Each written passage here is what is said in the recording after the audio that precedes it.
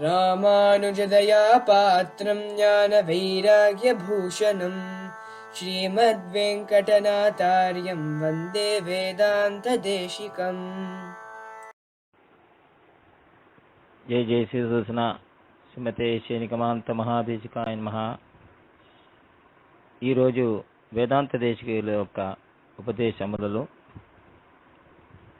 36వ ఒక ఉపన్యాసం, తులసి యొక్క మహిమ, తులసి దళము యొక్క మహిమ, గొప్పతనం ఏమిటి? శ్రీ పాంచరాత్ర రక్ష, ప్రధాన శతకం, అధికార సంగ్రహం అని ఎన్నో గ్రంథములలో వేదాంత దేశికుల వారు తులసి మహారాణి యొక్క గొప్పతనాన్ని చక్కగా మనకు తెలియజేస్తున్నారు. పెరుమాళ్ శ్రీమన్నారాయణుడికి ఒక్కటికి మాత్రమే తులసి అర్పించవచ్చు, వేరే ఏ దేవతకు తులసి ఎక్కదు.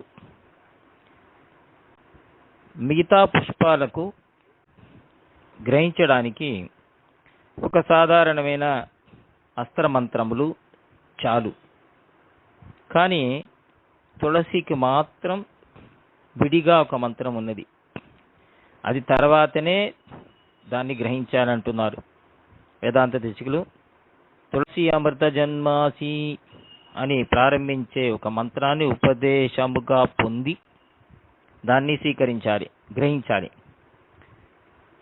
తులసికి 5 విధమైన గొప్పతనాన్ని ఈ స్తోత్రం మనకు ఈ మంత్రం తెలియజేస్తుంది. అది ఏమిటి? తులసి అమృతములో ఉద్భవించినది, అమృత సమానం. రెండవది, కేశవుడికి ప్రియమైన వస్తువు. 3, కేశవుడి కొరకే, భగవంతుని కొరకే, నారాయణుని కొరకే ఉన్నది అది. తర్వాత వరములు ఇచ్చే శక్తి కలిగినది. తర్వాత మంగళప్రదమైనది, శోభనమైనది అని కొన్ని విషయాలను మనం తెలుసుకుంటున్నాం ఈ మంత్రం ద్వారా, తులసి అమృత జన్మాసి అనే మంత్రం ద్వారా. దీన్ని ఆయుర్వేదంలో మనకు ఔషధంగా చెప్పబడినా కూడా అలాగే గ్రహించకుండా మంత్రంతో సహా గ్రహించి పెరుమాళుడికి సమర్పించి అర్చన చేసిన తర్వాతనే దాన్ని ప్రయోగించాలి. అదే మనకు మంచిది, రక్ష. మోక్షైకహేతోర్ అనే మంత్రము కూడా తులసి గ్రహించడానికి ఉచ్చారణ ఒక అలవాటు, మన పూర్వుల ఒక సంప్రదాయం. దీంట్లో అర్థం, తులసి మన మోక్షము కొరకే భూమిలో అవతరించినదట. విష్ణుకు చాలా ప్రియమైన వస్తువు అని తులసిని స్తుతించిన తర్వాత, తిరువారాధనం కొరకు నేను స్వీకరిస్తున్నాని అని చెప్పి తులసి యొక్క అనుగ్రహం పొందిన తర్వాతే తులసి దళములని మనం గ్రహించాలి. పద్మపురాణంలో తులసి స్తోత్రం ఉన్నది. ఆ స్తోత్రంలో ఈ ఒక తులసి ఒక గొప్పతనం మనకి తెలుస్తుంది. తులసి గ్రహించడానికి మనం ఉచ్చరించవలసిన ఒక మంత్రం కూడా ఆ పద్మపురాణం ఉన్నదే. ప్రధాన శతకం ప్రారంభంలోనే తారిలవంతంతుడవత్తారే పోలే అని వేదాంత దేశికులు ఎన్నో మాలలు ప్రపంచంలో ఉన్న అన్నిటికన్నా గొప్పది తులసి మాల అంటున్నారు. మనకు ఒక ప్రశ్న వస్తుంది, భగవంతునికి ఏ ఏ పుష్పములు మనం అర్చించవచ్చు, ఏది గొప్పది అని సందేహంలో. ఈ ఒక సందేహం భారతంలో యుధిష్ఠిరుడికి కలిగినదట. అది కృష్ణుడి దగ్గరే ఆయన ప్రశ్నిస్తున్నారు, ఏ పుష్పము మన గొప్పది, దేనితో అర్చించాలి, దేనివల్ల నీకు ప్రీతి గొప్పది అని అడిగితే, మహాభారతంలో భగవంతుని అంటున్న భగవాను వాచ నీలోత్పల పుష్పం, మల్లె పుష్పము, చంప అని ఎన్నో పేర్లను చెప్పుతూ కృష్ణుడు ఇవి అన్నిటికన్నా గొప్పది తామర పుష్పం అన్నారు, కమలము.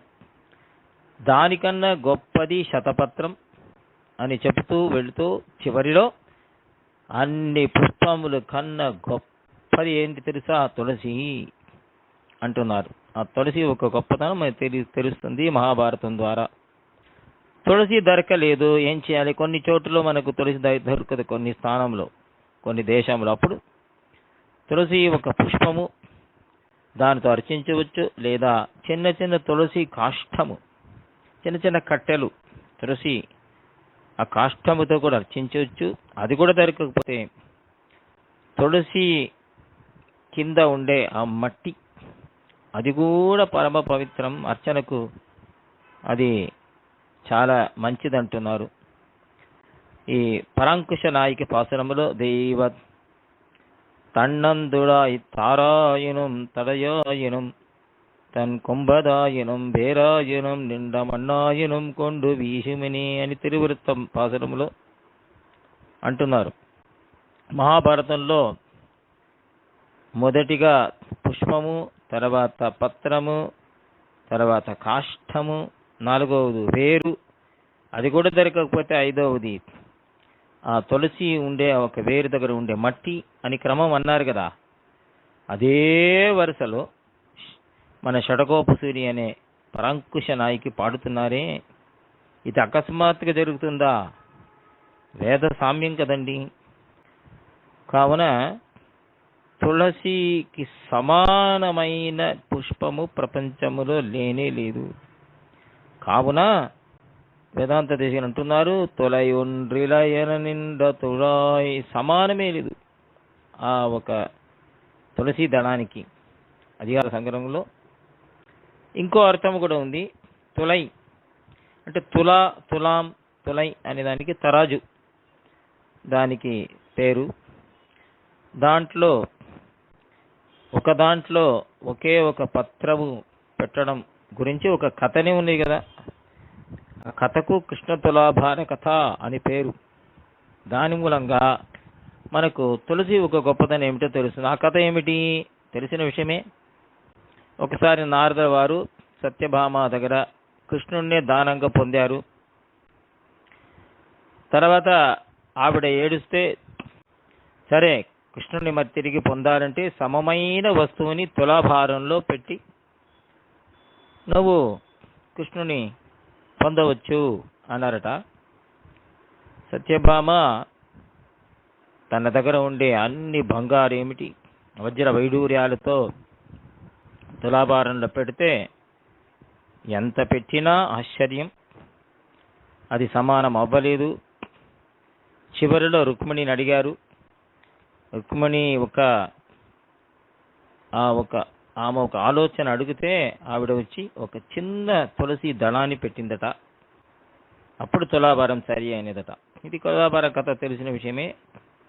అంటే ఒక తులసి దళానికి ఎంత మహిమ, పరమాత్మకు సమానం అని అందరు కూడా ఆశ్చర్యపడారు. అంటే మహిమ వల్ల వచ్చినది, ఆ భారం ఎలా వచ్చినది? మహిమ వల్ల. అంత మహిమ అనేది మనకు తెలియజేస్తుంది ఈ కథ. కృష్ణునికి సమమైనది తులసి. ఈ కథ నుంచే మనకు తెలుస్తుంది. తులై ఒండ్రి ఇలయంద తుళాయ్ అంటున్నారు. మరి ఈ తులసిని గ్రహించడానికి ఏమైనా నియమం ఉన్నదా? ఉన్నదండి. తులసి ఎప్పుడైనా అప్పుడు ఏదో కొత్తిమీర కట్టలా తీసుకురాకూడదు, గ్రహించకూడదు. భానువాసరం, ఆదివారము, మంగళవాసరము, శుక్రవాసరం, ద్వాదశి, పితృదినములు, ఈ ఒక దినాల్లో గ్రహించకూడదు. ఎప్పుడు కూడా 6 పత్రముకు పైనే ఉండే ఒక దళాన్ని, 6 పత్రముకు పైన ఉండే దళాన్ని మనం గ్రహించకూడదు. తులసిని ప్రణామం చేయకుండా గ్రహించకూడదు. పెరుమాళ్ తీర్థం అయిన తర్వాత కొద్దిగా తులసి దళాన్ని ప్రసాదంగా స్వీకరించాలి ప్రతిదినం కూడా. తొడుత్త తుడాయి మలరు శివుడి కళైందడు శివుడి మిత్తండరుగడు అంటే తులసిమాల ధరించడం వైష్ణవ లక్షణం అంటున్నారు మన పెరియాళ్వార్. మన భాగవతత్వానికి అది ఒక గుర్తు కూడా. ఏకంఠ తులసి నళినాక్షమాల అంటున్నారు కదా. అవ్వడ గొప్పది, అంత గొప్పది ఒక తులసి హారము, తులసి పత్రము. కావున మనము తులసి దళముతో భగవంతుని అర్చించి మనం పెద్ద పెద్ద పుణ్యములేమిటి భగవత్ప్రీతిని సంపాదించవచ్చును అంటున్నారు వేదాంత దేశికులు. శ్రీమతే శ్రీ నిగమాంత మహాదేశికాయ నమః. కవితార్కిక సింహాయ కళ్యాణ గుణశాలినే శ్రీమతే వెంకటేశాయ వేదాంత గురవే నమః.